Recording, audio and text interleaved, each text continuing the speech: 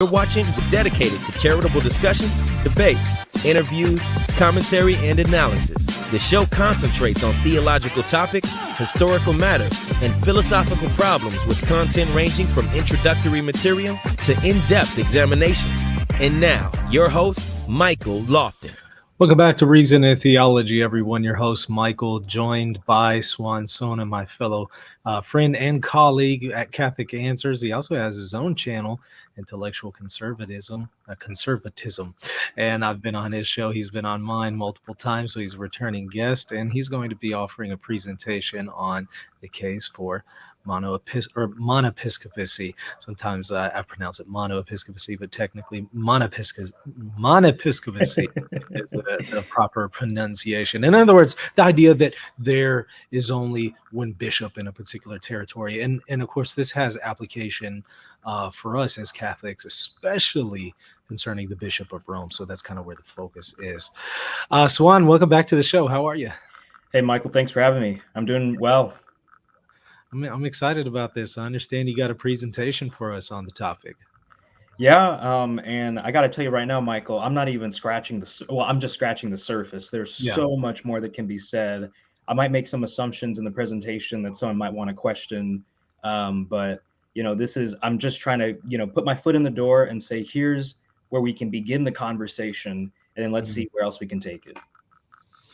Yeah, and I think that that's helpful because there have been several individuals who, especially are non-Catholic, who have raised questions here, and I think that they're legitimate questions and concerns that they may have, because of course, if you don't have a single bishop or an office of a single bishop going back to apostolic times, I do think that that is a serious difficulty for the case of Catholicism. Now, there have been individuals like Francis Sullivan and many other theologians that don't think it's a death blow because they kind of are of the opinion that, well, okay, maybe in apostolic times there wasn't one bishop, as far as, something that belongs to the constitution of the church. This is something that came later on after the apostles, but it was God who, in the unfolding of time, providentially led all of the churches to accept Monepiscopacy.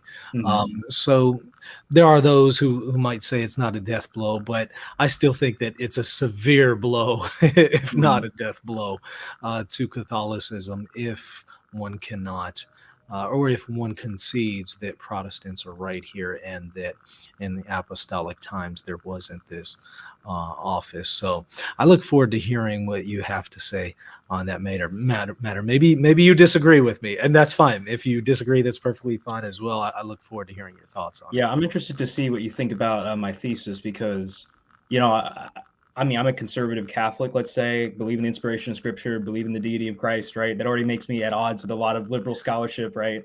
But we'll see what you think about my thesis because there's nuance to it, but it's a nice happy ground, I'd say, between the scholarship and orthodoxy.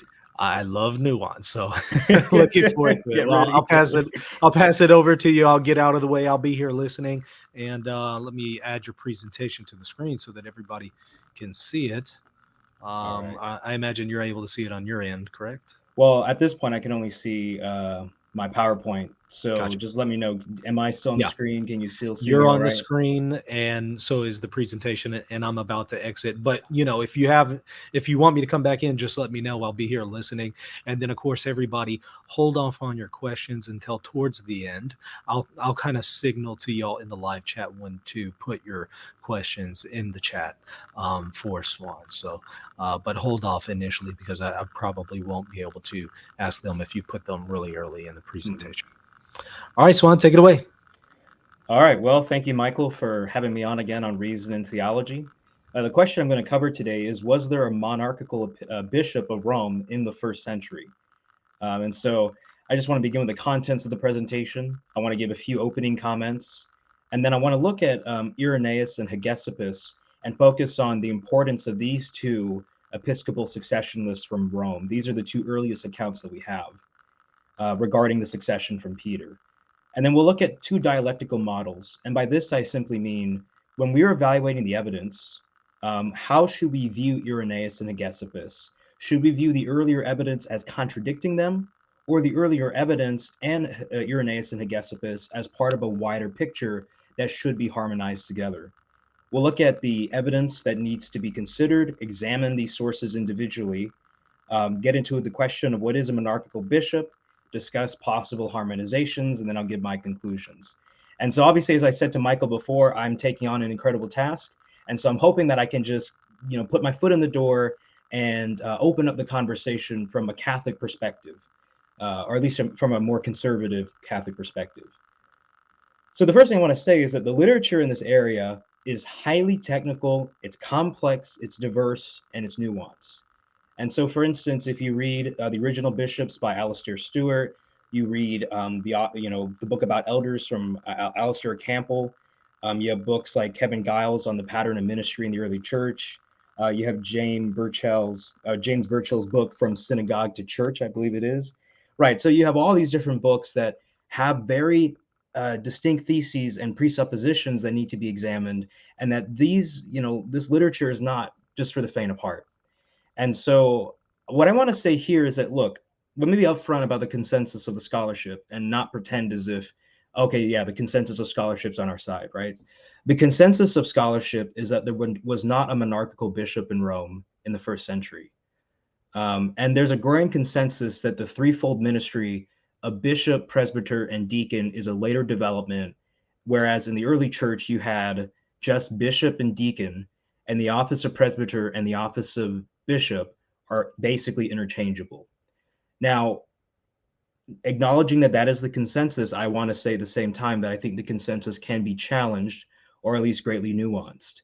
To give you just one example, the consensus of scholars believe that when Jesus says, to Peter, upon this rock I'll build my church, the gates of hell will not prevail against it, that whole confession, they think that because Mark is the more primordial version, the stuff about Peter being the rock and the keys and so on and so forth, and having the keys, a lot of scholars think that didn't happen, right? But when you look at what these scholars, why they believe that's the case, one is that they believe, well, Jesus didn't come to build a church. He was a Jewish apocalyptic preacher. And then you have people like W.D. Davies and Dale Allison and their commentary on Matthew, and then later Craig Keener in his 1993 commentary on Matthew, basically saying, look, the consensus is not well-founded. This is not the hill to die on.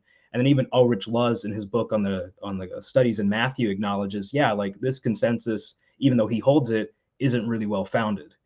So we need to be careful then about just saying, oh, we got the consensus, Catholics are knocked out, let's, the debate's done, right? It's like, no, wait, let's look at the sources, let's look at the arguments, because what's going on here is we are looking at the same sources and we're trying to piece together, like a crime scene, the early structure of the church. And this is a very complicated issue. To some extent, there's some clarity, and others there's not. And so I just want to look at this particular question. Now, someone might be asking, why does Suan have a picture of James White versus Shabir Ali? And the reason why is because I remember watching this debate when I was Protestant, and James White said something to Shabir Ali that really stood out. He said something like, look, Shabir is citing all these like liberal textual critic scholars who are like, saying the New Testament isn't reliable, or this was invented, this was developed, this evolved. But, James White points out, well, if you go with those same scholars, they're going to also tear up the Quran, right? And they don't believe in the supernatural intervention or origin of scripture. And for a lot of my Protestant friends who are using the arguments of these scholars to defend their positions, I just want you to know that a lot of these scholars do come from a much more liberal position than what you'd be comfortable with. And if you're going to apply that same scrutiny of the historical critical method, to the early church in Rome, if you apply it to the New Testament, will you do so consistently? And so I want to try and find a happy middle ground with orthodoxy and what the best historical methodology can tell us. And so let me just begin with Hegessipus and Irenaeus. So we learned from the ecclesiastical history by Eusebius about the succession from Peter in Rome. And, we learned that he's getting this from Hegessipus, and Hegessipus wrote about 5 books on the history of the early church. And here is Eusebius citing Hegessipus. And the church of the Corinthians remained in the true doctrine until Primus was bishop of Corinth, and I conversed with them on my voyage to Rome, and spent some days with the Corinthians, during which we were refreshed by the true word.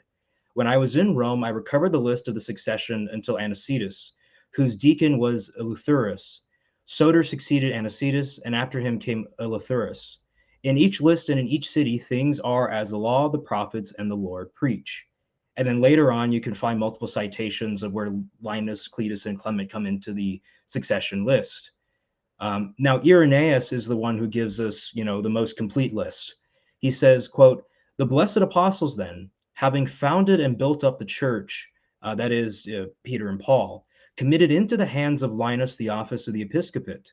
Of this Linus, Paul makes mention in the epistles to Timothy. To him succeeded Anacletus, and after him in the third place from the apostles, Clement was allotted the bishopric. To this Clement there succeeded Evaristus. Alexander followed Evaristus, the sixth from the apostles. Sixtus was appointed. After him Telephorus, who was gloriously martyred. Then Hyginus, after him Pius, then after him Anicetus. Soter, having seated Anicetus, Eleutherius does now, in the 12th place from the apostles, hold the inheritance of the episcopate. In this order and by his succession, the ecclesiastical tradition from the apostles and the preaching of the truth has come down to us. And this is the most abundant proof that there is one and the same vivifying faith, which has been preserved in the church from the apostles until now and handed down in truth." Now, there are two different ways that we could take the evidence. The first is what I'm going to call the distrust hypothesis, which is D, and the trust hypothesis, which is T. So the distrust hypothesis is this: we shouldn't trust the testimony of Irenaeus and Hegessipus that there were episcopal successors to Peter and Paul in Rome. And the argument mainly is going to be that the earlier evidence conflicts with Irenaeus and Hegessipus. The trust hypothesis is simply we should trust the testimony of Irenaeus and Hegessipus that there were episcopal successors to Peter and Paul in Rome. And the argument is that the earlier evidence does not conflict with Irenaeus and Hegessipus. And so what I'm going to do in this next section is look at the evidence and then examine the sources and evaluate which of these hypotheses best corresponds to the evidence. And so the evidence we're going to look at, first, we're just going to look at directly Irenaeus and Hegessipus themselves. Then we're going to look at the New Testament to see whether or not the threefold office is a later development with the Monepiscopacy, or whether or not, the twofold office was there from the beginning. And then the question of even, was there a Monepiscopacy in the New Testament at all? And then the three main sources that scholars look at is Clement of Rome, Ignatius of Antioch, the Shepherd of Hermas, and then Eamon Duffy emphasizes the Roman synagogues in his book, and I'll explain more why we will look at the Roman synagogues. But when it comes to Irenaeus and Hegessipus, let's just for a moment consider what the people on the side of saying we can't trust Irenaeus say. So Eamon Duffy in his book, Saints and Sinners, History of the Popes, he says this, quote, "Neither Peter nor Paul founded the church at Rome, for there were Christians in the city before either of the apostles set foot there. Now, while it is true that there were already Christians in the church in Rome or in the gathering spaces in Rome, one of the questions we could ask ourselves is this a charitable understanding of what Irenaeus is saying? For example, it might be the case that Peter and Paul weren't the efficient cause of the church in Rome, which is in the sense that, before Peter and Paul came to Rome, there weren't any Christians. I mean, obviously, if Irenaeus has access to the book of Romans and he can see that, okay, Paul is talking to Christians in Rome, then the Christians were already there. The sense in which we could say charitably that Irenaeus is saying that the apostles Peter and Paul founded the church in Rome is maybe in terms of maybe a formal causation, in which originally before you had these distinct house churches that were in Rome, Christians that hadn't totally united together, but then finally, as Peter and Paul enter into Rome and are martyred around 64 to 67 AD, afterwards you see, and I'll explain this more in detail later, Clement writing in probably 69 AD to the church in Corinth. And what we see is that the Roman church had gone from, at least in the time of when Paul was writing the book of Romans, to maybe a distinct set of house churches, to finally a unified body that could have Clement write a letter to the church in Corinth, and the Roman church could speak with one voice. I think that's the most charitable way to understand what Irenaeus is saying here. And so I don't think that this is a valid criticism of the reliability of Irenaeus.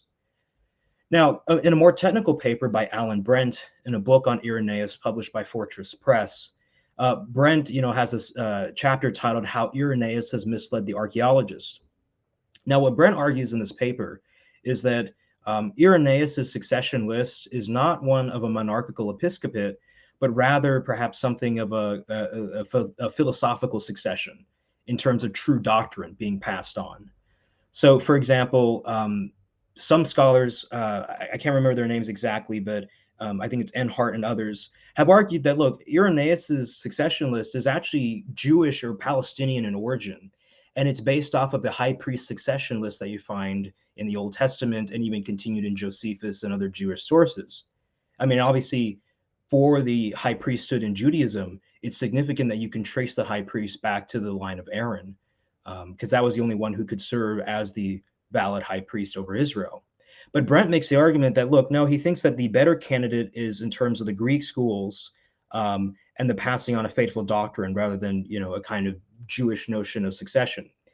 Now, one of the problems with Brent's argument is that even though he mentions Clement's work, he doesn't mention how Clement, when he's talking about apostolic succession in chapter 44, verses 1 to 4 of his letter, how Clement in the previous chapter models his argument for apostolic succession off of the office of high priest from the time of Aaron in the book of Numbers. And then even, Brent makes a big deal about how the if we were having a succession list like the Jewish high priest succession list, we would have the dates of the high priests. But if you look at like 1 Chronicles 6, 3 to 15 or Ezra 7, 1 to 5, I don't think I see any dates in those particular passages. And moreover, given how close they are, Clement or even Irenaeus and Hegessipus, to the founding of to the time of the apostles in the church in Rome, they probably didn't need to include, the dates on the succession list themselves, given how close they were, maybe just 1 or 2 generations apart. And so I don't think that Brent's argument necessarily works here. Or even if it is the case that maybe Irenaeus is, modeled after maybe a Greek notion of succession. I know, for instance, that Justin Martyr, when he talks about the one who serves the Eucharist, some scholars have said that, Justin Martyr uses the Greek word, president, right, which implies that there's this kind of Hellenization of the language of the early Christians. That's fine. But what I'm saying is that doesn't take away from the idea of this idea of tracing ordination being a Jewish idea that I guess now over time, as the church becomes more Gentile, might be clothed in some Greek language, but the idea is inherently Jewish and ancient. And then, of course, one of the most popular objections to the reliability of Irenaeus is the age of Jesus, because Irenaeus stresses how, the Jews say in John's gospel, I think it's John 8:57. Yeah, that's right. That, look, he's not even 50 years old. And Irenaeus kind of does some deductions to say that, oh, well, this means that Jesus was at least past 40, right? Now, some people kind of just scoff and just say, yeah, Irenaeus got this totally wrong. I mean, now there's 2 ways of responding to this. The first is by saying, look, I think Irenaeus is actually much closer or correct than people think he is, even if he's not totally correct. And the second is a paper written by Devin L. White about the kind of hermeneutic that Irenaeus might be using. So regarding the first, scholars today will date the birth of Jesus to about 4 to 6 BC. Now, go figure how you can have Christ being born 4 to 6 years before Christ. But I guess there had to be some changes made to the timeline. All right, so let's say Jesus was born 6 BCE, and you have the crucifixion and the resurrection 33 AD, right? So in between that time span, you would have Jesus be about maybe 39 years old, so he's approaching 40. Okay, so at least that's not too far off from what Irenaeus is saying. Maybe he's got things slightly off a little bit, but he's not really that far off. The other thing that Devin L. White proposes is that Irenaeus is engaging in a type of midrash. So White cites a certain Jewish rabbi who, during the same period of the 2nd century, but is told through later sources, uses the age of Abraham to demonstrate that, look, because Abraham was in his 90s, it could show that the promise of Abraham extends to all people of all ages. And the idea is that I guess Irenaeus is emphasizing the age of Jesus to show that, no, Jesus was a man of mature age and could account for all men of all ages. I mean, that's one possibility, right? But I just don't think this is a serious objection, especially given the fact that we rely immensely upon Irenaeus for the author of the 4 Gospels, and for other doctrines and orthodoxy in the early church. And so it seems to me that when people criticize Irenaeus on the one hand, but will defend him to defend the authorship of the Gospels, there's a clear double standard that's going on here, given one's prior theology. I think it's best to just be consistent across the board. Now, Peter Lamp, in his book From Paul to Valentinus, Valentinus, he makes the argument that, look, Hegessipus' list is also not about monarchical bishops. And here's what Lamp argues. Hegessipus' interest lay in the pure doctrine, as it allegedly was passed down uninterrupted from the apostles until the present. During his trip, Hegessipus tried to convince himself, notice that we're kind of psychoanalyzing Hegessipus here, tried to convince himself that this passing down had indeed occurred in the different cities of the world. Also in Rome, he investigated to his satisfaction that it had been so. In other words, it by no means concerned him to prove a succession of monarchical bishops from the apostles until the present. What he pictured in his mind were chains of bearers of correct belief, and he was of the opinion that he could recognize such a chain also in Rome. More than this is not in the text. Now, as we look later on at other scholars like Udo Schnelli and the book of Titus, what we see is that what Lamp is saying here is not inconsistent with the office of bishop. Or even the idea of a monarchical episcopate. Because look, if you're having the bishop be the protector of orthodoxy, then it could be the case that the list of monarchical bishops that you have are also the same guys who are the pastor on of correct belief. And so I don't see why we should make such a sharp distinction between these two things. And the second thing I notice is that here, look, like when we get into kind of psychoanalyzing the church fathers, some commentators have tried to do this with like Ignatius of Antioch, that maybe Ignatius was just obsessed with authority. I think that's just simply inappropriate. Hegessipus tells us that he had collected or received this list from his time in Rome. And so I don't see any reason to just question that or start psychoanalyzing him there. And then I'm trying to see if there's anything else that I want to say here, but I don't think so. All right, so regardless, what I want to say in favor of Irenaeus and Hegessipus is that they are both within living memory of the apostles.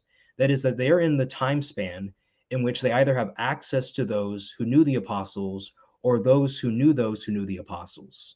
And so, for instance, Irenaeus, after he cites his list against heresies, the list of the Roman bishops, he then talks about how Polycarp, had also visited with the apostles and had been appointed to be bishop, and so on and so forth. And so what Irenaeus seems to be including here is his own kind of seal of approval that he believes that this is reliable, given the fact that he has access to the apostolic tradition or the apostles themselves through Polycarp.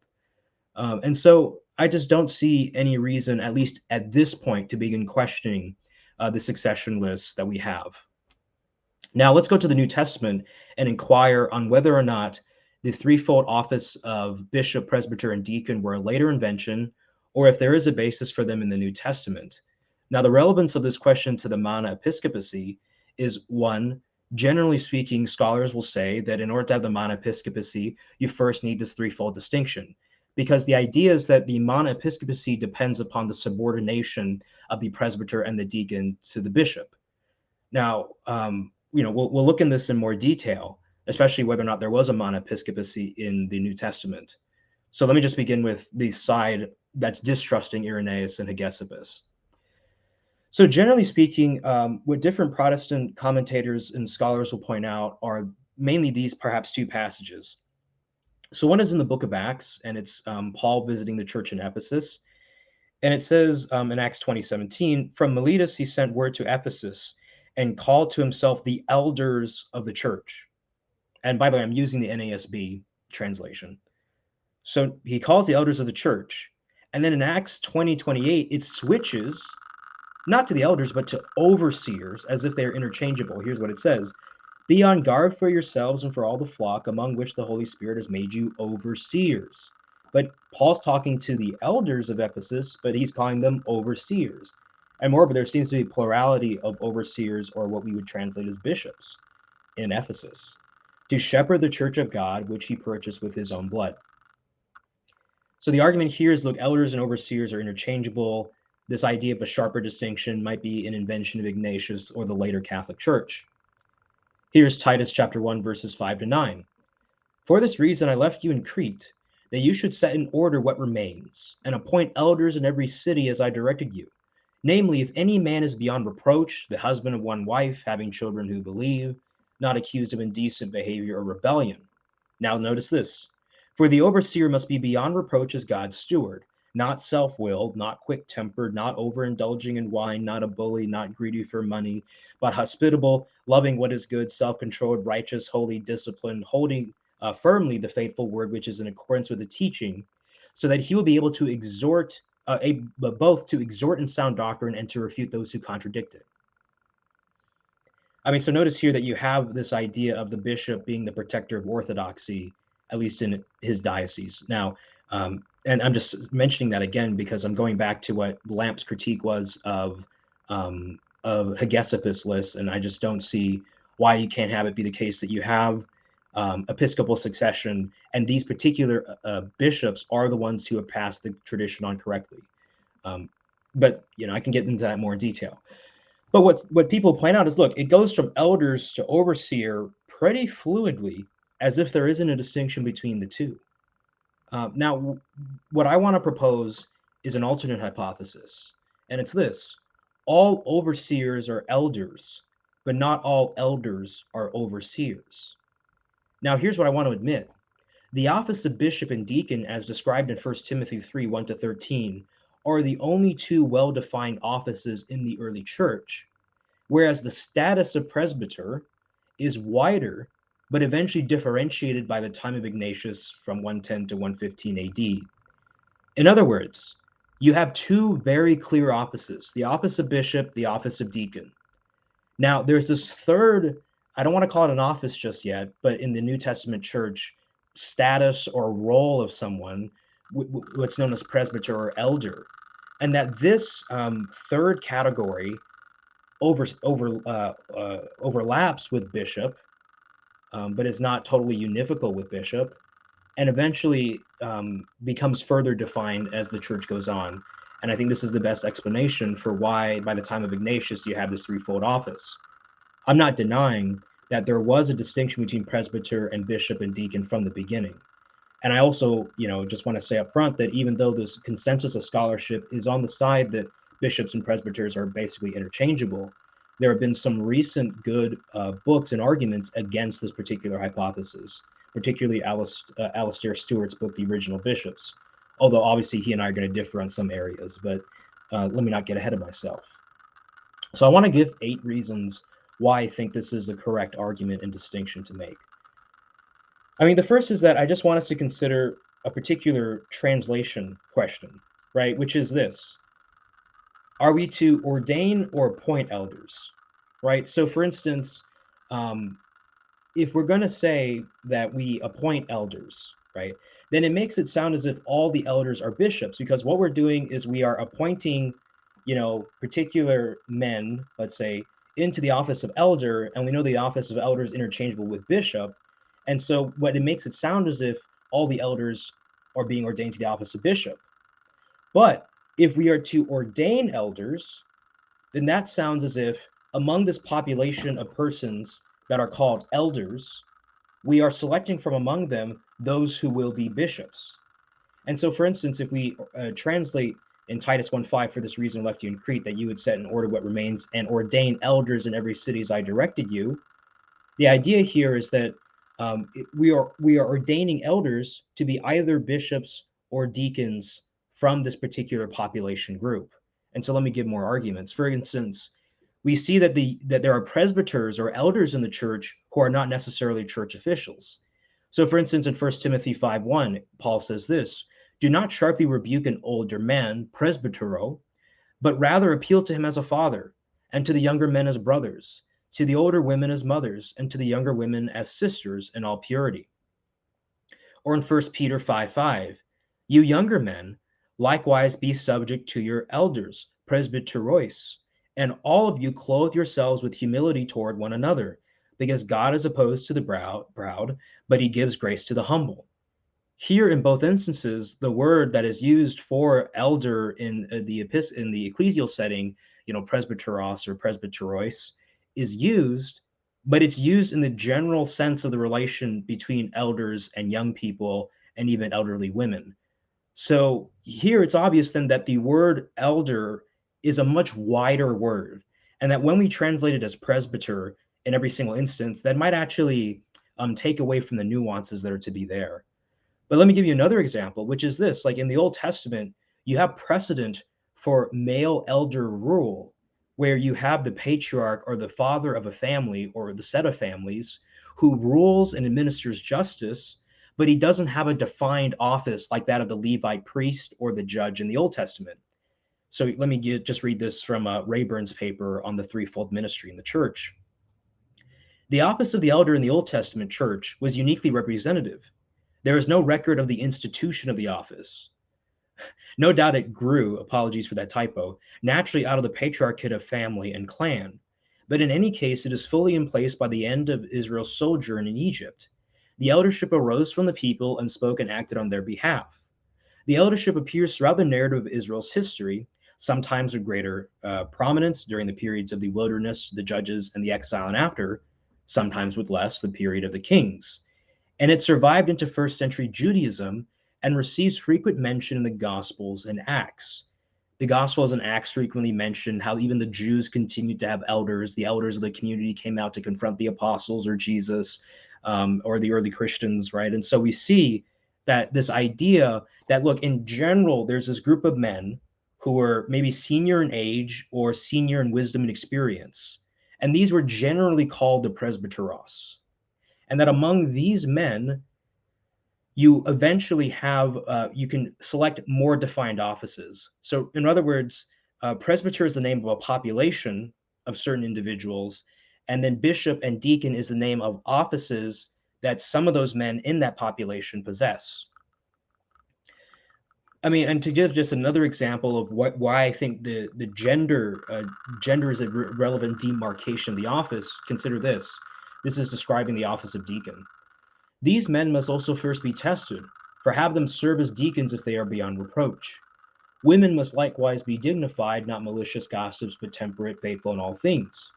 Deacons must be husbands of one wife and good managers of their children and their own households. Now, the reason why I mention this particular passage is because we know that at least in the early church, women could be deacons as well. In Romans 16, 1-2, Phoebe is specifically called a deacon in the church. And so when Paul is talking about the office of deacon, he's assuming for the most part that you're having men who occupy the office. But then he switches almost fluidly to talk about women. And one might think, oh, he's just talking about women in terms of the wife of the deacon. But no, we also know he's talking about those women who could attain to the office of deaconess as well. And so here we see that in this office of deacon, you can also have different population groups within that one office, right? And so the point that I'm making here is that you can't just always assume that there's this kind of neat fluidity between, let's say, when we're talking about elders and then we're talking about bishops, and that just means that they're one and the same. Now, I mean, even with the idea of the office of the deacon, you can have within that office men and women who occupy it. And so there is a distinction to be had or to be mentioned. Now, we also can look into other sources about how the presbyters could have distinct duties from that of the bishop. And so, I mean, let me give just one example. So this is Stewart in his book, The Original Bishops, page 127, and he's citing an inscription on a Jerusalem synagogue, which is typically dated to pre-70 AD. So here's what the inscription says.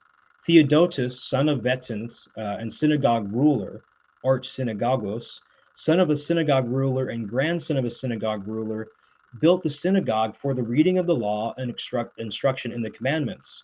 Also, the strangers' lodgings and the dining rooms and water facilities in Hostel were for the use of those from foreign lands. The foundation of this his fathers and the presbyteroi and Simonides laid. What this shows us is that the idea of a presbyter could also encapsulate simply patrons or men who had donated to a particular institution. And so what we know in the early church is that clearly we had this kind of patronal relationship where the wealthy members of the church would allow people to use their house.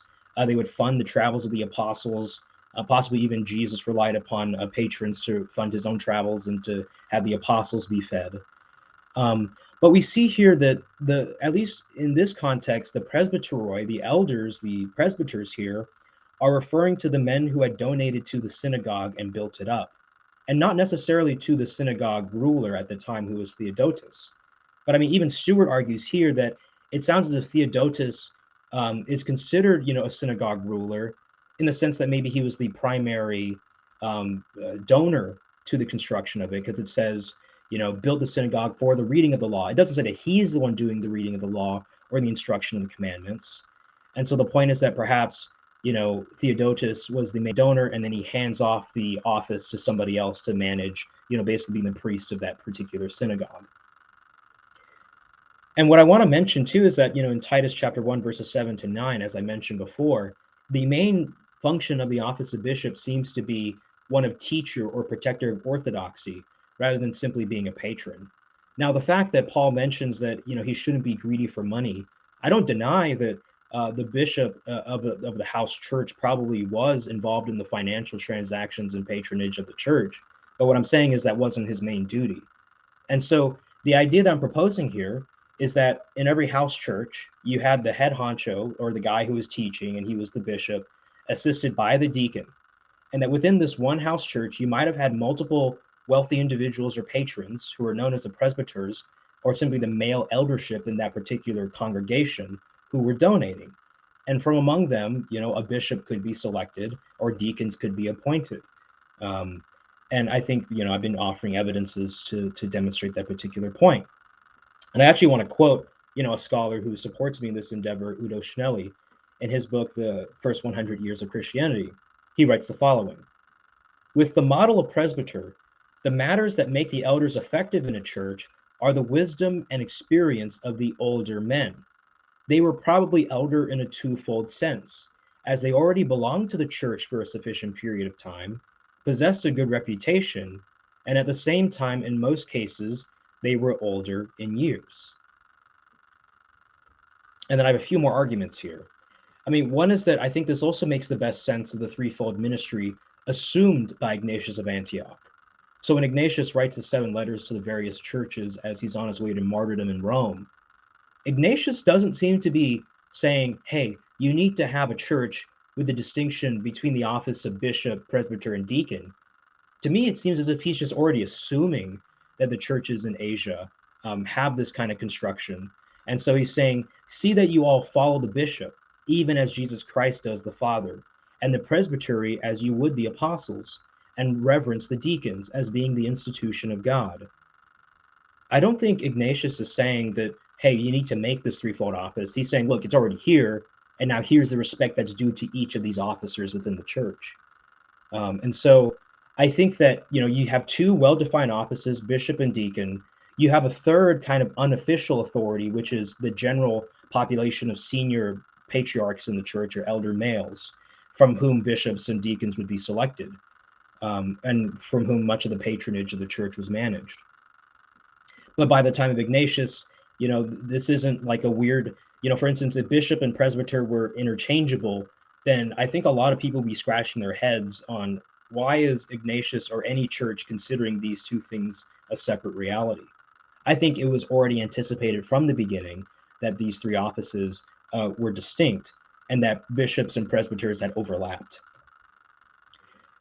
Now, Schnelli makes an interesting argument on page 420 of his book, and he argues that Timothy marks a Pauline elevation of episcopal authority. Here's what he says: the restructuring of the office of episcopos that was aimed towards the gradual overcoming of the governance by presbyters is evident in the ordination of Timothy in 4:14.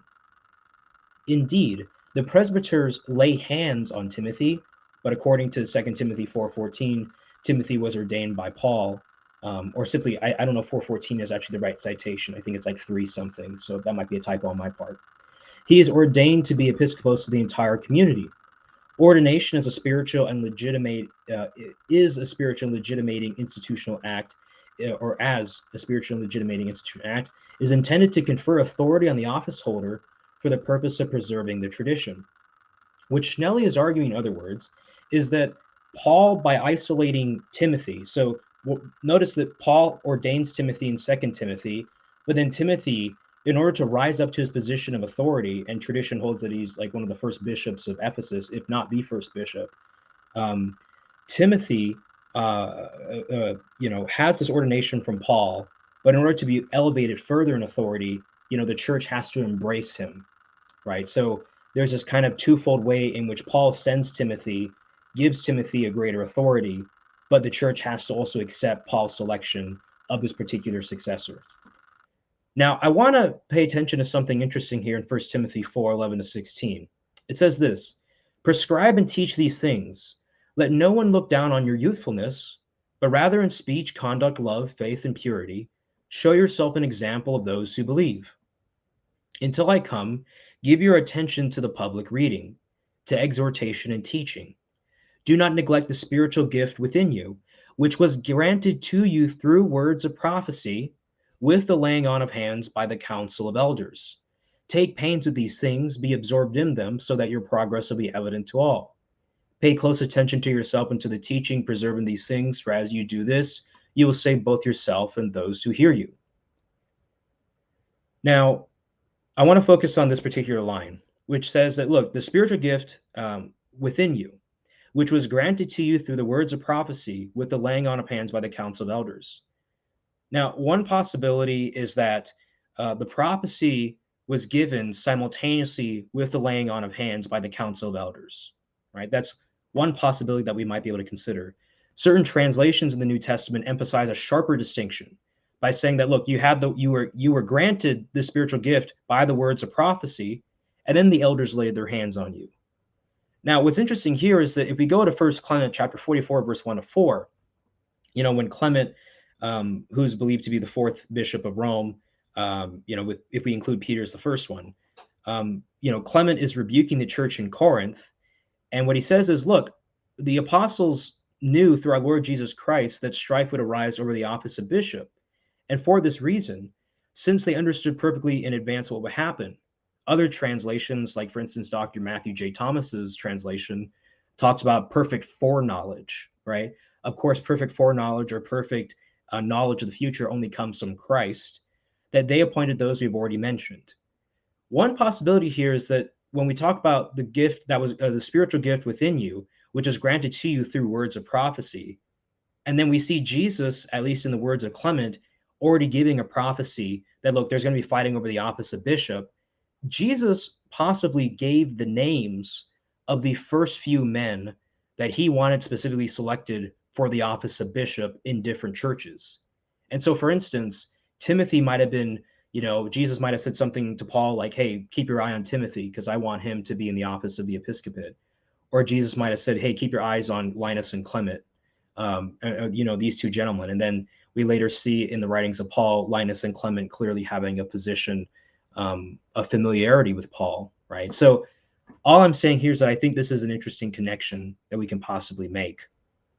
Now, with these 8 arguments, what I basically argued is that you have this general population of men called the elders or the senior males in a church. In this population group, you can have men who are either become bishops or deacons from this particular population. And then oftentimes the elders and the bishops overlap.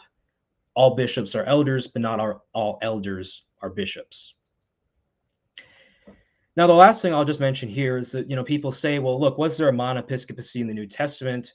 I think B.H. Streeter in his book, The Primitive Church, just basically says, the best example that we have is the Jerusalem church under the office of James. And then even Richard Balcom in his book, Jude and the Relatives of Jesus in the Early Church, he says the following: there were few, if any, such monarchical bishops in the New Testament period, but the preeminent position which James attained in the Church of Jerusalem, if not precisely that of a later monarchical bishop, certainly came rather close to it. If James, in fact, had a college of 12 presbyters associated with him, it is understandable that later Jewish Christian tradition could have taken this as the model to which other churches ought to conform. And I think B.H. Streeter even argues in his book, The Primitive Church, that you had places like Alexandria and other churches that were trying to model themselves after Jerusalem. And so one could argue that, if you want to call it the Jerusalem hypothesis, that Jerusalem was the church par excellence, and every other church was intended to be modeled after this particular church in terms of its ecclesial construction. And then I'm going to mention later on, too, the relationship between Jerusalem and Rome and, who I think the early bishops of Rome were. But the point is that I don't think the New Testament really just says it's either, bishops, deacons, and that's it. I think there's actually more room and openness. and that this makes better sense of what eventually we see in Ignatius and in the rest of the Jewish literature and inscriptions at the time, that the idea of a presbyter was a much wider thing, but eventually the Christian church kind of narrows it down to some extent. All right, so let's now go to Clement of Rome and look at a particular passage that many people cite, which is 1 Clement 44, 3-4. So Clement's given his argument for apostolic succession, basically, from the office of high priest, and from the fact that, look, the men that you were talking about here have served, that have served in the Corinthian church, have served blamelessly. So here's what he says: "For it will be no light sin for us if we thrust out those who have offered the gifts of the bishop's office unblameably and holily. Blessed are those presbyters who have gone before, seeing that their departure was fruitful and ripe, for they have no fear lest anyone should remove them from their appointed place." Now, one way in which the skeptic could read this is by saying, look, Clement once again is saying that bishop and presbyter are interchangeable. But as I've already argued, I don't think that's the case necessarily. I think what he's talking about, and specifically why he mentions too, Jesus saying, look, there's going to be strife over the office of bishop, right? This office of overseer in a church. When he goes into saying, blessed are those presbyters, we should understand this as blessed are those male elders, or simply those elders who have gone before. And as I said before, all the bishops are elders. And so that makes perfect sense of the passage. And so we don't have to say that bishops and elders are interchangeable. Clement is still talking about this distinct office of overseer. Now, the more interesting question is whether or not this implies that there's a plurality of bishops and elders in Rome. Because look, let's say that we say that, the presbyters that are being described here are bishops, all right? Well, it's in the plural. And in other places throughout the book of First Clement, we see Clement referring to bishops and deacons and such in the plural. And so maybe there's a plurality of bishops and elders in Rome. Now, I'm going to get to that hypothesis later, because this is actually all bracketed within the analysis of Hermas and Ignatius. But let me go to a possible reading that David Albert Jones in his paper in the New Blackfriars has offered to just say, look, I think, Clement's is referring to the bishopric in general. This is compatible with there being still one monarchical bishop. So Jones is essentially arguing just because Clement mentions bishops in plural, maybe he's not talking about that there are multiple bishops in one place. Maybe Clement is saying of the bishops that have succeeded so far, or he's talking about all the bishops in the world. And so he's making this general model on the office of bishop and referencing all the bishops who are monoepiscopates in their respective dioceses. Maybe that's why he uses the plural. So here's what Jones says, quote, "Later, Clement talks of bishops and deacons, 1 Clement 42, which presumably refers to a college of bishops taking a presbyteral role. Yet, as we said above, reference to a college of bishops does not exclude there being a single presiding bishop any more than reference to a college of presbyters excludes there being a chief presbyter. In the local churches that had an order of bishops and deacons, the one presiding obviously could not be distinguished by calling him bishop, but it certainly does not follow that there was no head bishop. Clement's main concern here is that the Corinthians are trying to depose their bishops and presbyters. That's chapter 44. He is not concerned at this point to defend the office of head bishop so much as to defend the apostolic roots of the clergy itself. So he does not clearly distinguish a head bishop from the college of bishops. Nevertheless, he does give some hint of the existence of such a head bishop in the analogy he gives for the order that should exist when celebrating the Eucharist. And there Jones cites Clement when he mentions the high priest and his sacrifice. And now even the high priest had a diakonoi, or had a deacon who assisted him. And regardless, what Jones is saying is, look, just because you have a plurality of bishops even in one place, you could maybe have a head bishop, or one bishop who's distinguished from the rest of them. Or even maybe Clement's just talking about bishops in general around the world, right? And so admittedly, these are both, I think, valid interpretations of the text. And so let's go into maybe further evidence. So Ignatius of Antioch, he writes 7 letters to various churches, and all 6 of them he mentions specific presbyters and, a bishop of the church. Now, Jerry Walls in his paper, if Christ be not raised, if Peter be not the first pope, he makes the argument that, look, it's pretty telling that when it comes time for the letter to the church to the Romans, Ignatius doesn't mention a single presbyter or bishop. And though this, for most scholars is just evidence enough that there wasn't a bishop or presbyter, or excuse me, a bishop in Rome. Now, what someone could say in response is this: well, Ignatius has already said in his letter to the Trallians that, look, if you don't have, well, let me just read it. So too, let everyone respect the deacon like Jesus Christ, and also the bishop, who is the image of the Father. And let them respect the presbyters like the council of God and the band of the apostles. Apart from these, a gathering cannot be called a church. But Ignatius calls the church in the church in Rome a church. And so there must have been something like a bishop, presbyters, and deacons. And so to me, it seems as if, maybe, if we suppose that Ignatius wasn't a very intelligent man, then maybe he didn't make this deduction. Although I want to be charitable to Ignatius, and so I think that there's a reason why perhaps he doesn't mention a particular bishop in Rome, or, the other presbyters and deacons who are there, right? And so, for instance, I think that the reason why Ignatius doesn't mention a particular bishop or presbyters in Rome is because, look, the letter to the Romans is shorter and more narrowly focused. It's more focused on him saying, look, I'm preparing to die. I'm preparing for my life to become the Eucharistic sacrifice, basically. And look, I don't want you to save me. Right. And so it seems as if here Ignatius isn't really concerned about, the authority of the offices in the church.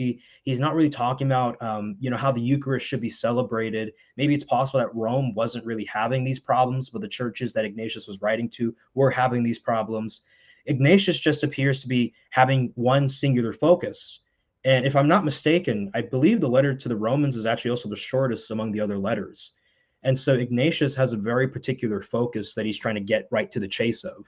And so I just don't find this to be a convincing argument against or illuminating us on the structure of the Roman Church in the letters of Ignatius. Now, the Shepherd of Hermas is a more interesting text. I believe scholars date the completion of this work around 120 AD, but Hermas appears to have knowledge of the first century Roman Church. And also scholars don't believe there was just one author of Hermas, but there might have been multiple ones. So, take everything with a grain of salt. But look, let's look at one passage. This is Vision 2 of the Shepherd of Hermas. Here's what he says. Thou shalt therefore write 2 little books, and shalt send one to Clement and one to Grapte. And I don't know if I'm pronouncing that right, but so be it. So Clement shall send to the foreign cities, for this is his duty. Now, presumably this is the Clement that is Clement of Rome. While Grapte shall instruct the widows and the orphans, but thou shalt read the book to the city along with the elders that preside over the church. Now, one thing to point out is, at least if you want to take the position that there was a monarchical episcopate in Rome at this time, one is that, I'm going to get into this later with sources from Philo and Josephus, but one possibility is that, when Hermas is talking about the elders that preside over the church, it could be the case that he's just lumping in all the authority structure of the Roman Church, and he's not really highlighting the hierarchy. Another possibility is that, look, during this time, if First Clement is dated to before 70 AD, this would also be before traditionally when Clement was Bishop of Rome. And so Clement would have right now been something like a foreign ambassador, right? And so, we don't know who Hermas simply just doesn't name who the particular bishop in Rome is at this time. He just kind of uses the general term elder to refer to the authority that is in Rome.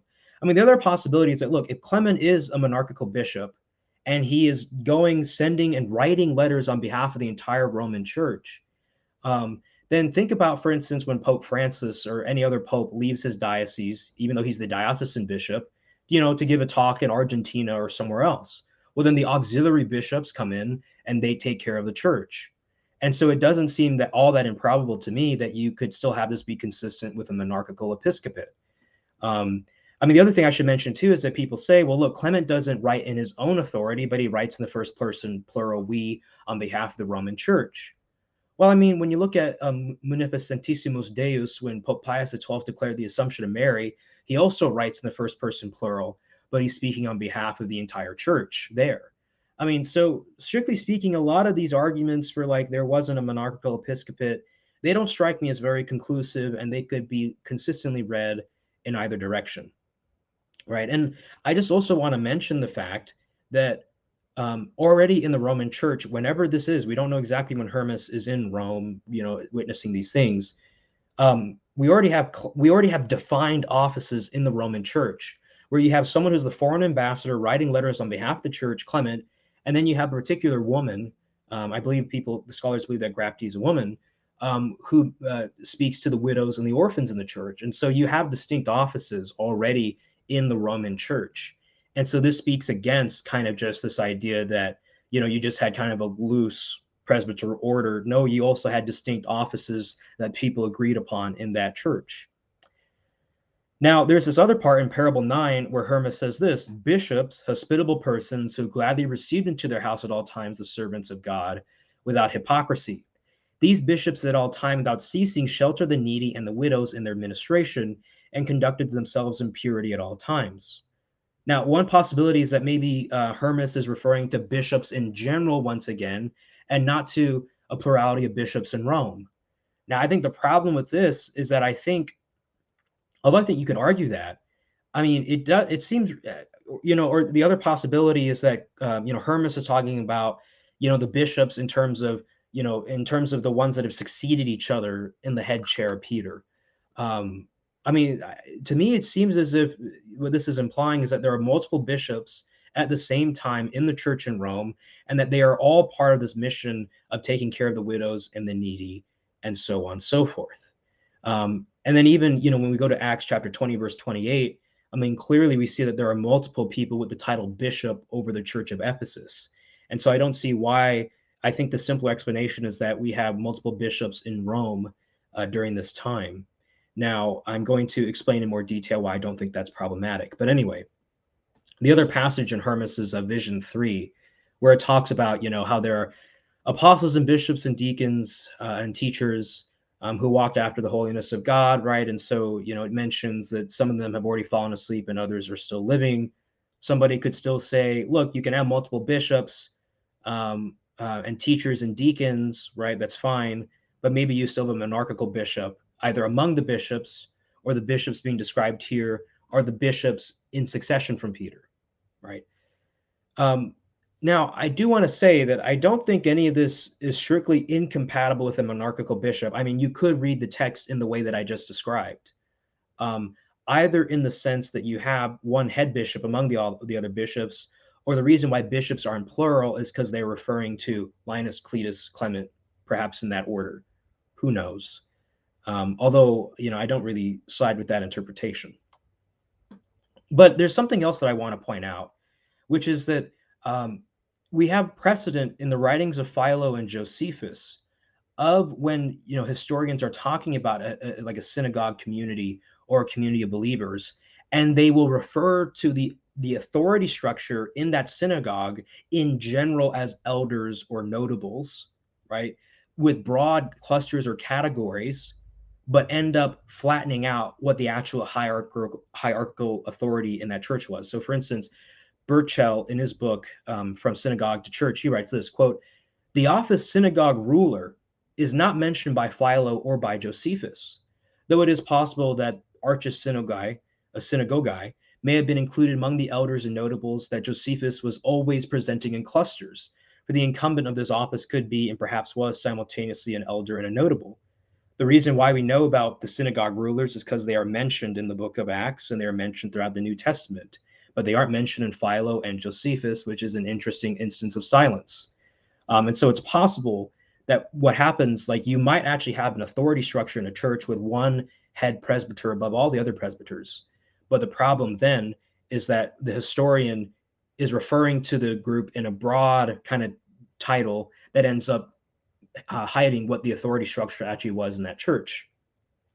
The other thing is that too, if the early dating of Clement is correct, most scholars will place Clement's letter around 96 AD, although a rising consensus is saying it should be pre-70 AD. Then this shows us that the Roman Church had developed faster than previously thought. And so I think that should also play a significant consideration in our mind, that the Roman Church had developed about 30 years faster than what contemporary scholarship is indicating. Now, the other thing I'll mention is just the Roman synagogues. And so there's a thesis generally in these studies on the offices of the church that the early Christians had copied off of the nearest synagogue model. Now, the Roman synagogues, as Duffy points out in his book Saints and Sinners, and in response to, I believe it's, to respond to David Albert Jones, is that, look, the synagogues, each of them had their own head, or a synagogue ruler, perhaps. And then below this guy, you had, elders or presbyters, and then you had other positions. Let me just read what he says. The Roman synagogues, unlike their counterparts in Antioch, had no central organization. Each one conducted its own leaders and cared for its own members. In the same way, the ordering of the early Christian community in Rome seems to have reflected the organization of the synagogues, which had originally sheltered it, and to have consisted of a constellation of independent churches meeting in the houses of the wealthy members of the community. And so it's possible that you had, as Stewart argues, the head of every church was referred to as the episkopos, assisted by the diakonos, and the patrons of that church would be called the presbyteros. And even among the presbyteros, one could be called the episkopos, right? These aren't mutually exclusive. Now, if that's the case, then I want to focus then on what I think it's Kenneth Strand in his paper, The Rise of the Monarchical Episcopate, says, quote, "The conceptual framework of the East was conditioned by the ideal of one-man leadership as developed from a long background in political institutions with monarchs at the head, and that in the Greek and Roman regions by democratic ideals. Furthermore, an attested early tendency toward monarchical episcopacy in the Jerusalem church might quite naturally be expected to have exerted its influence first on nearby regions in the East before spreading westward to Rome." And so the idea here is that the churches that were more Eastern and perhaps were more used to monarchical rule, the Greek and Roman system, even though you had the emperor, there's also the question of just like, the emperor might have been the general model for the head of state, but then in terms of how the Roman synagogues are run, it was different. The synagogues in the Eastern cities and places would have been more used to a tradition of tending towards monarchism, especially in the Jerusalem church where you had the high priest stationed there. And the high priest was something of a monarch in some respects, right? And so it's possible that, the churches that were in the East had developed the Monepiscopacy faster than the churches in, kind of the West. So, I've kind of given this kind of messy presentation about all the evidence and how one could interpret it, how one evidence doesn't seem to be strictly incompatible with monarchical episcopacy, or even you could say that among the bishops, you had one head bishop, or you could just say that the churches were governed by collegial presbyterate. But I do want to say here that what the Catholic apologist is doing here is not all that dissimilar from what, let's say, a conservative evangelical scholar would want to do if there are, differences in the Gospels or places where they differ. What we're trying to do is we're trying to say, I want to affirm the truth of both of these things. So I want to, for example, affirm the truth of Irenaeus and Hegessipus and the earlier sources. And what I'll do is I'll try to find a harmonization. Just as, for example, in the New Testament, maybe, one gospel will mention maybe one particular woman, Mary Magdalene, at the tomb, whereas other Marys are mentioned. And it's like, well, no, these aren't contradictions. You can actually harmonize these two by saying there were a group of women there, but eventually, I think it's Mark who emphasizes one of the gospel writers who emphasizes Mary Magdalene, whereas the others mention the other women who were there, but these don't have to be in conflict. Now, what someone like maybe Bar Ehrman would say is, look, this is not ideologically fair. What you're trying to do is you're trying to harmonize these sources, but they clearly contradict, and this is motivated by ideology. Now, this is the same accusation that Protestant scholars or Protestant theologians will make to Catholics who try and harmonize the evidence between Irenaeus and the early church. They're saying, oh, no, you're using your ideology to try and harmonize these things that contradict each other. And I'm saying, wait, no. Let's extend the courtesy to us as well, right? I don't have the epistemology that all historical sources are guilty until proven innocent. I have a basic epistemology of testimony and trust, where I will trust a testimony until I'm given sufficient reason otherwise to doubt it. The same is true with my methodology on the New Testament and the Bible, and the same is true of my methodology on the earliest sources concerning the early church and other documents. And so here, I think it's totally fine for a Catholic to pursue a harmonization if there be any conflict between Irenaeus, Hegessipus, and the earlier sources. So one thing we have to mention now is what exactly is a monarchical bishop? Well, let me first say that a monarch is not a neatly defined Platonic form. It's not, what some, like, for instance, there are periods in history where a monarch does not, even though he has absolute power, he doesn't exercise it. For instance, there are cases in France, in French history, where a monarch would delegate his authority to vassals and dukes and other authorities, right? That doesn't mean that he is not the chief authority, but he's, delegating it to others. You even have cases, for instance, let me give an example, where you have a democracy, right? But in this democracy, the leader of that democracy begins to silence reporters, limit freedom of the press, and even bypasses due process during emergency times. Now, what I'm describing is the situation of Abraham Lincoln during the Civil War. Now, no one denies that the United States is a democracy, that we have a president, but there are times in which even that president can act like a monarch as well. And so these aren't neat categories. And the problem that I find is that a lot of scholars don't define what they mean by monarchical episcopate or monarchical bishop. And they simply proceed by saying, well, look, whatever this isn't a monarchical bishop because, there are other people with the title bishop, or even though this guy speaks on behalf of the entire church, look, there's these people over here who don't accept his authority. I mean, all these things don't strike me as actually, one, defining a monarchical bishop very well, or even two, being actually evidence against a monarchical bishop. Now, Stewart does offer this definition. The system of sole bishops heading multiple congregations may properly be called monoepiscopacy. For each bishop is a sole bishop set over congregations in a defined area with subservient ministers, presbyters, and deacons. Now, there's a question here about, the extent to which this definition is adequate. Because, for example, suppose that you do have someone who's recognized as the bishop over multiple congregations, but maybe it's just half or 75%. Does he count as a monoepiscopate if there's another guy who maybe has the other 25%? These are questions that I think Stewart's thesis needs to lay out a bit more clearly. But then again, there's this other way in which you could define a monarchical bishop, which is you have a bishop with monarchical elements. So just as, for instance, you have, let's say, somebody who's working in a group project, and this is kind of me, using my own anecdotes, but, sometimes when I work in a group project, I end up being the guy who has to basically lead everything and, get everybody to get the assignment done on time and organize everything, right? And so I'm like a leader among, I'm a student, I'm a peer among peers, right? But at the same time, though, I'm taking on monarchical elements by being the one solely in charge of organizing these elements and so on and so forth. I mean, Peter Lamp even recognizes that in the 2nd century, the bishops of Rome, or those who are referred to as the bishops of Rome in the 2nd century, were, like Clement, managers of external affairs. And they would have been responsible for representing the Roman Church to the rest of the world.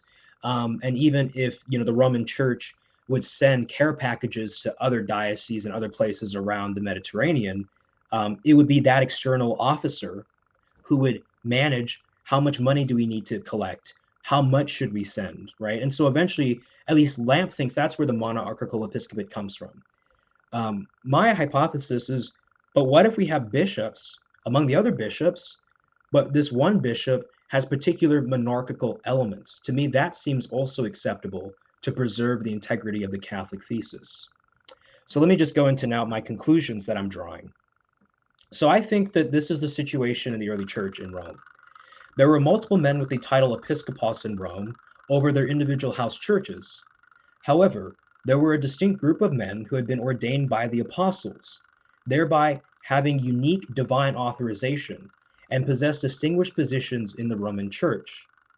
Now, the thing is, they were either monarchical bishops, as I admit the evidence can be read consistently with that, or bishops with monarchical elements, which is more nuanced and could also probably account for the other distinctions, or for the things that we see in the other sources.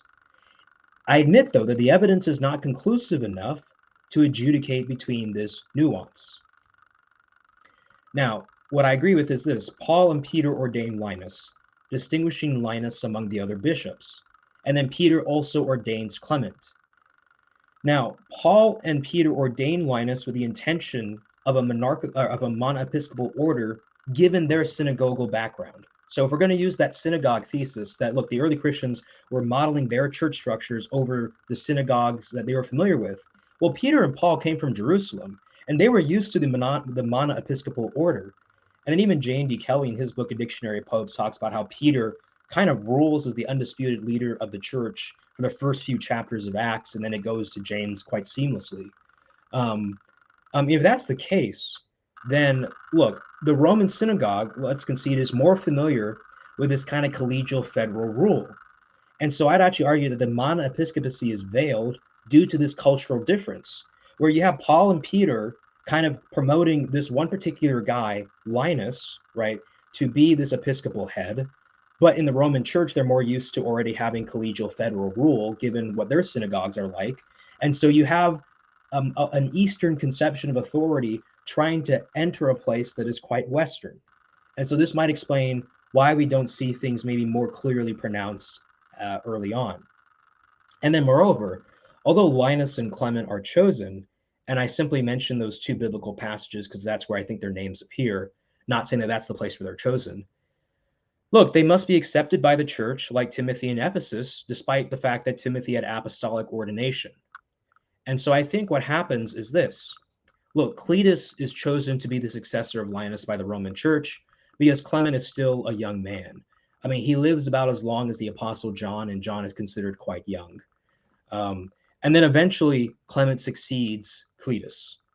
I think this is how the order of succession happened in the Roman church. That you had a bishop who was the head of the other bishops, and that to varying degrees, this authority would be manifest, but that you still have this idea of this Eastern insertion of authority into a Western setting that was more familiar with collegial federal rule. That doesn't mean that Paul and Peter didn't intend for a monoepiscopal order, given their synagogal background.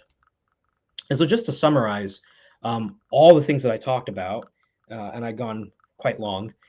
So Irenaeus and Hegessipus, what the side that distrusts Irenaeus is going to say is that this is simply just a Greek construction of reliable bearers of the tradition. I think that doesn't say enough. And I think that actually this idea of a monarchical episcopate, or at least simply specific bishops that are chosen to protect the traditions that they had received, is compatible with even the Jewish idea of like the succession that you would need to have a valid ministry, right? And so I think what we have here is the Greek language being used to express a very Jewish idea. I don't think it's just a Greek construction. I think they're actually singling out a kind of episcopal succession that is unique and singular in some way, and I would say has monarchical elements.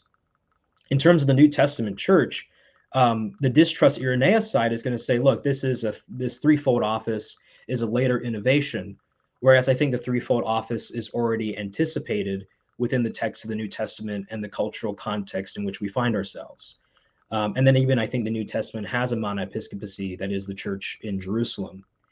In terms of Clement of Rome, I can see it going both ways. I could see it being read as, Clement is talking about bishops in general. Maybe there's, or maybe there's a collegial rule, right? So let's let that be. In terms of Ignatius, I don't find the arguments compelling that just because there's no Roman bishop mentioned, there was just simply not one. I mean, let's extend the logic where there are no presbyters either. Well, then that would contradict the liberal hypothesis too. So Ignatius, regardless, calls Rome a church.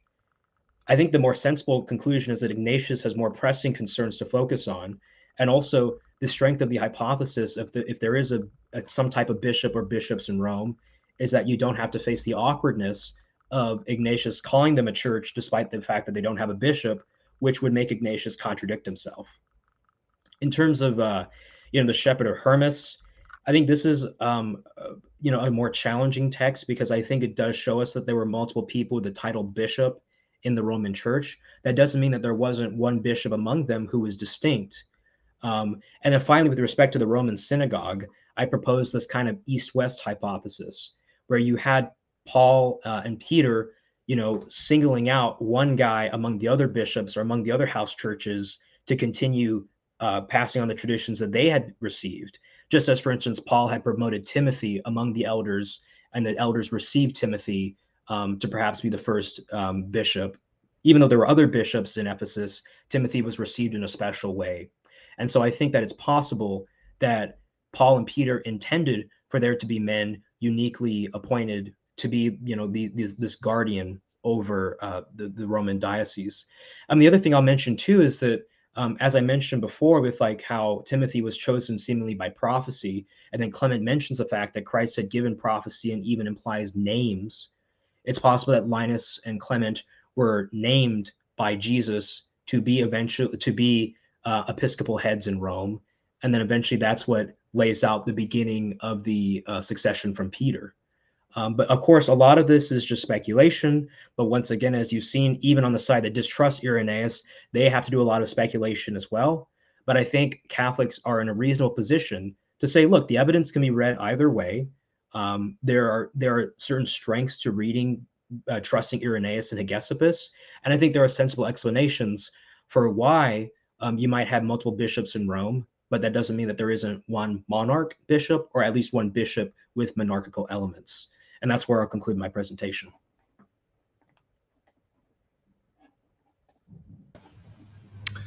Okay. Thank you so much for that, Suan.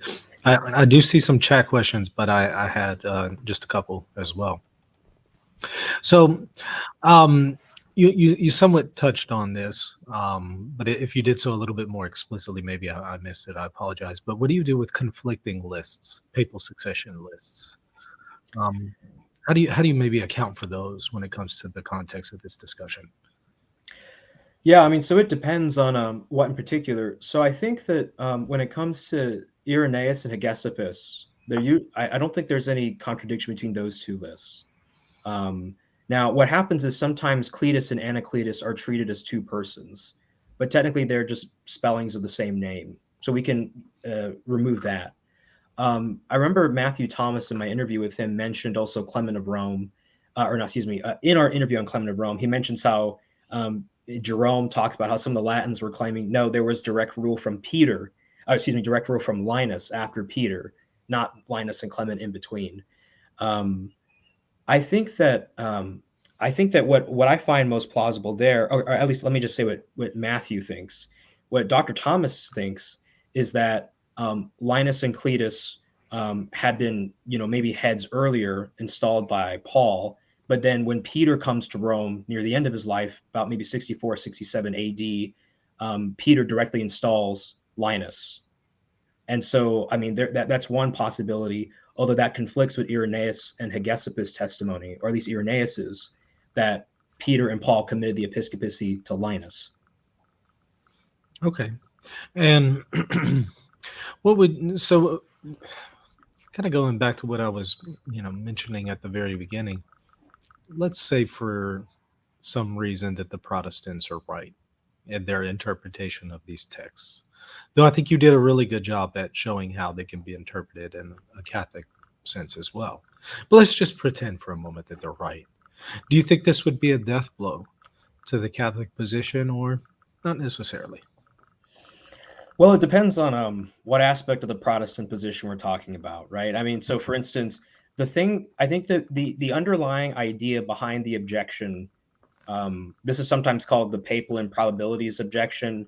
I like to call it the Pope fiction objection, where it's just this idea that like Rome invented this succession from Peter, but in fact there wasn't any succession from Peter.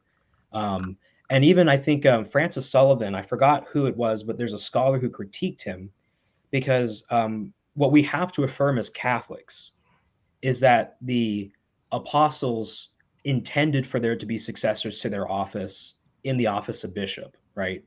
It can't be the case that the apostles kind of set the church in motion, and then the church decided, hey, you know what? I think we're going to say that you're the successor of Peter, right? That's I think would be problematic for Orthodox Catholicism. Now, the other possibility is this. Suppose that in the early church, and this is kind of like the most minimal I think you could go, perhaps in the early church, you had, in Rome, you had multiple men that Peter and Paul had ordained or who had a reputation. And it just so happened that, look, these men had reputations in the Roman church, And eventually, like the later lists invent that they're in a certain order, but that doesn't deny that they were uniquely regarded as like unique receivers of the Petrine tradition in some way. That's maybe probably the most minimal you can go. But yeah, that's where I'll leave it. Good. This is from the other Paul. He asks, how does Suan interpret First Clement's prologue, giving the church at Rome as the author and always using a plural first person we throughout? Does this not suggest plural episcopacy? Yeah, and I addressed this objection in my presentation, but I'll just mention it again. I mean, the first is that it's not strictly incompatible to have someone who is writing on behalf of the church, despite being a monarchical bishop, use the first person plural. Because as I mentioned before, like in Pope Pius XII's Monepiscopacy Deus, when he declares the dogma and the Assumption of Mary, he also uses the first person plural we to refer to either the whole church or the church in Rome, right? So we is not a terribly compelling argument, right? The other thing that one could mention, well, I mean, I think that's as far as you could probably go there. The other thing that you might want to mention is that, well, look, you have one guy, Clement, who is chosen to speak on behalf of the entire Roman Church, and he seems to be the foreign ambassador. And to the other churches, he would be the face of the church in Rome. I mean, to me, that's pretty significant. If he's not a monarchical bishop leaving behind, auxiliary bishops to watch over Rome while he's gone, he at least strikes me as a bishop of some sort who has monarchical elements to him, or already having an increasing consolidation of power into himself. Alexander asks a question about Saint Jerome and his perspective here. It seems that Jerome indicates that the episcopate is not necessarily instituted by Christ, but is effectively just something that was brought about because it was helpful. What do you say, and what do you make of Jerome's position? Yeah, so I remember kind of reading about Jerome saying this. I heard somebody say that the original office in the church, I think, I don't, you can probably correct me on this, Michael, what Jerome's exact position was. But let me just say this in response. If Jerome denies that the office of bishop was actually given to us by Christ, then I think he's just wrong, because I think Clement makes a very compelling case in his letter that Christ knew about the office of bishop and actually warned the apostles to protect it, and that the apostles actually focused great care upon this particular office in their ministries. But Michael, are you familiar with what Jerome says here? Yeah, it seems now there's multiple ways in which it could be understood, and of course it has to be understood in light of other things that he says. But I think a strong argument can be made that he doesn't think that the episcopate is divine in origin, but is more something pragmatic that the church came up with. Kind of a little bit more like Sullivan's view. I think that a person could read Jerome that way, but even so, that doesn't necessarily make Jerome right. I mean, there are things that saints have said that are clearly in error. And I probably emphasize too. I think it's in First Peter or somewhere in the epistles where Jesus is referred to as or maybe it's Clement, where Jesus is referred to as the bishop over our souls, or the overseer of our souls, right?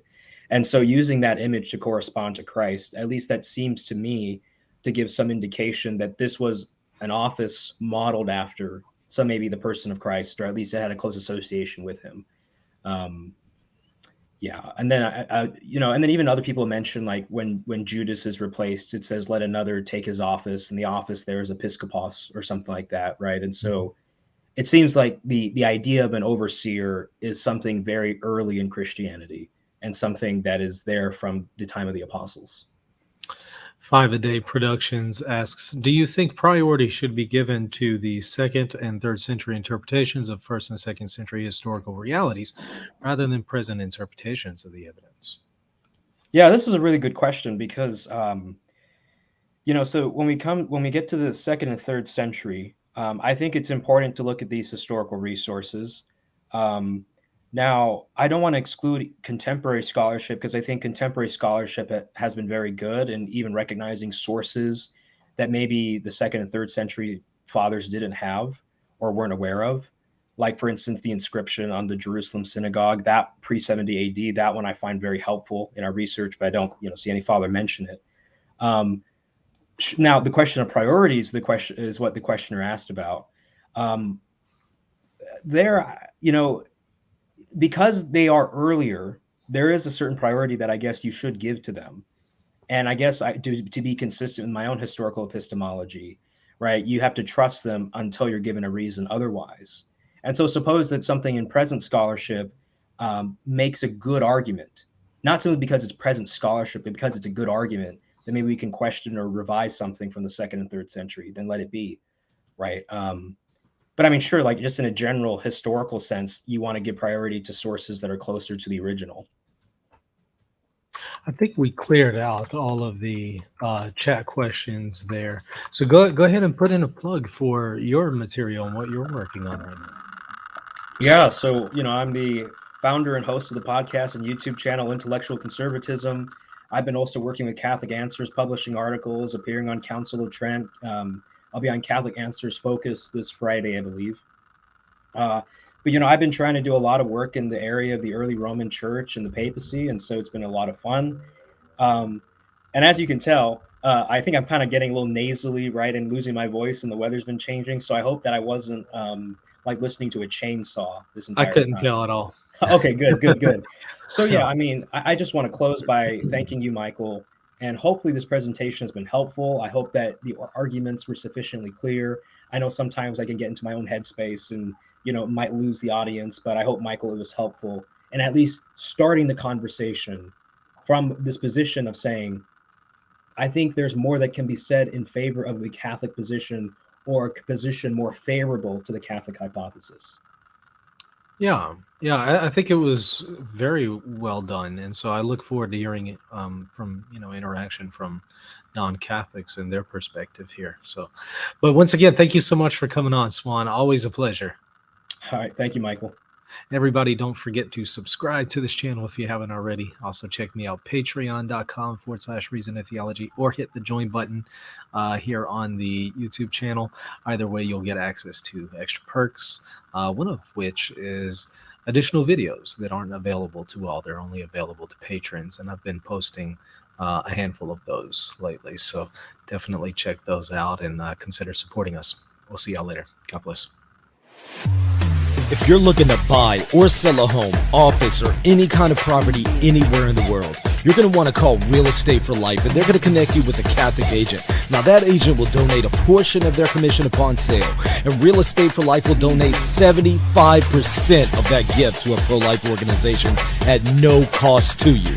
Call Real Estate for Life at 1-877-LIFE-US1 or text them 248-431-1440. If you care about the pro-life cause, call them now.